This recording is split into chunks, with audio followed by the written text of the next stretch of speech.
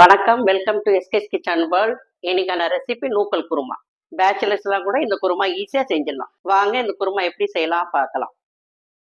நூக்கல் குருமாவுக்கு தேவையான பொருட்கள் 4 வெங்காயம் சிறிதாக வெட்டிக்குங்க, 4 தக்காளி கட் பண்ணி வச்சுக்கோங்க, 1/4 கிலோ இருக்கும் நூக்கல் எடுத்து வச்சுருக்கேன், ஒரு தேங்காய் இதை அரைச்சிக்கணும்.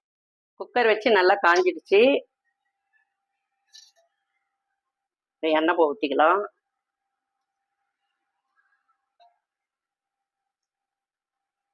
ஒரு 6 கரண்டி எண்ணெய் ஊற்றுறேன். 10 பேருக்கான ரெசிபி இது.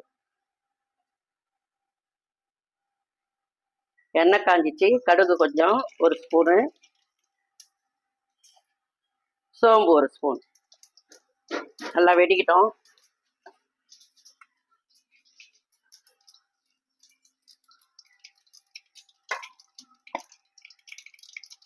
கட் பண்ண வெங்காயம் போட்டுக்கலாம்.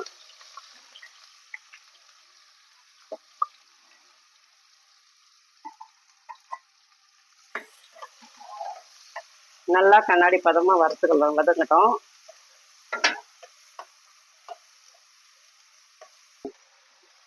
இந்த வதங்கத்துக்குள்ள தேங்காய் அரைச்சின்னு வந்துடலாம். ஒரு தேங்காய் பொடிசா கட் பண்ணி வச்சிருக்கேன். அதுல ஒரு 5 பச்சை மிளகாய் உடைச்சு போட்டுப்போம்.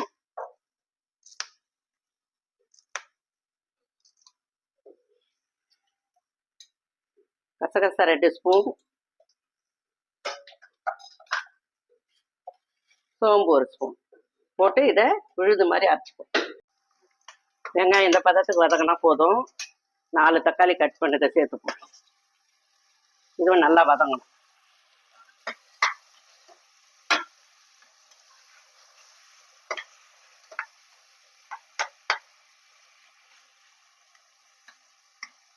தக்காளி நல்லா குழைய வதங்கிடுச்சு. இப்போ நூக்கல் போட்டுக்கலாங்க.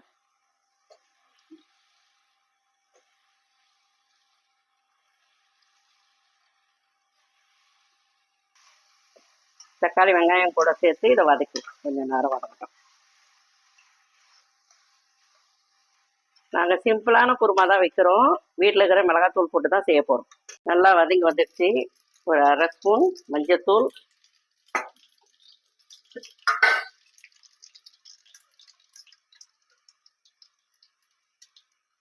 ஒரு 3/2 ஸ்பூன் மிளகாத்தூள்,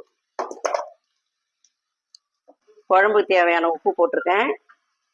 ஒரு 3/4 கப்பு கடலைப்பருப்பு நல்லா கழுவி வச்சிருக்கேன், அதையும் போட்டுக்குங்க.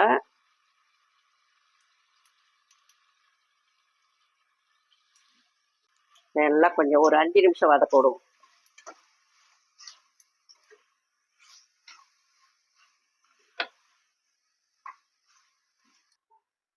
அஞ்சு நிமிஷம் நல்லா வதங்கிடுச்சு. தேங்காய் சேர்த்துக்கலாம். அரைச்சி வச்ச தேங்காவை சேர்த்துக்கலாம்.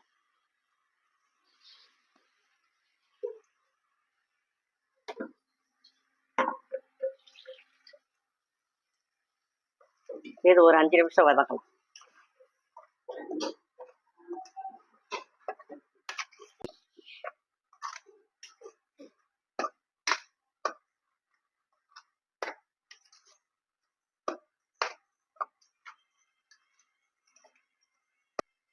தேங்காய் வதங்கிடுச்சு. பொடியாக நறுக்கின கொத்தமல்லி கருவேப்பிலையும் சேர்த்துப்போம்.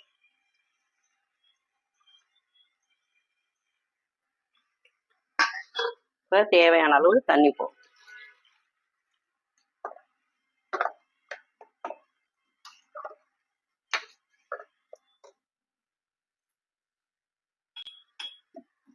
மிக்சி ஜாரில் இருக்கிறது தண்ணி கழுவி ஊற்றிப்போம்.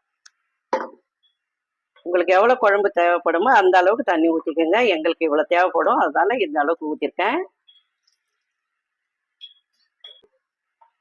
தண்ணி ஊற்றிட்டேன். இந்த சமயத்தில் காரம் உப்பெல்லாம் செக் பண்ணிக்கோங்க.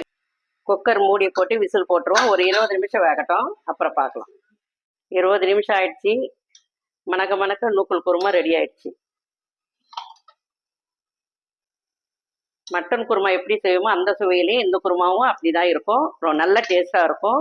உங்கள் வீட்டில் செஞ்சு பார்த்துட்டு எப்படி இருக்குன்னு கமெண்ட் பாக்ஸில் கமெண்ட் பண்ணுங்கள். மறக்காமல் எஸ்கேஸ் கிச்சன் வேர்ல்டுக்கு லைக், ஷேர் அண்ட் சப்ஸ்கிரைப் பண்ணிடுங்க. பாய்.